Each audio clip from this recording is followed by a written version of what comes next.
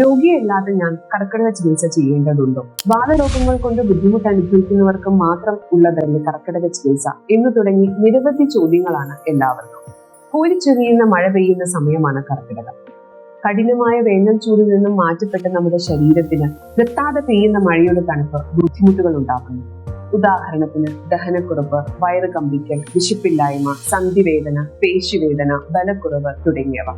പൊതുവെ ശരീരബലവും രോഗപ്രതിരോധ ശേഷിയും ദഹനവും കുറയുന്ന സമയമാണ് മഴക്കാലം.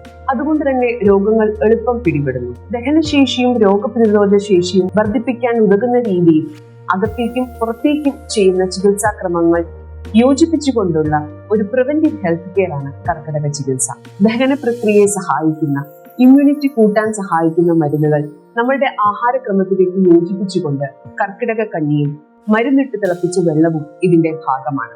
ഇതോടൊപ്പം തന്നെ എണ്ണ തേച്ചു കുളി, ഇലക്കിഴി, പൊടിക്കിഴി, ഞവരക്കിഴി തുടങ്ങിയ ബാഹ്യ ചികിത്സാക്രമങ്ങളും ഇതിന്റെ കൂടെ ചെയ്യും.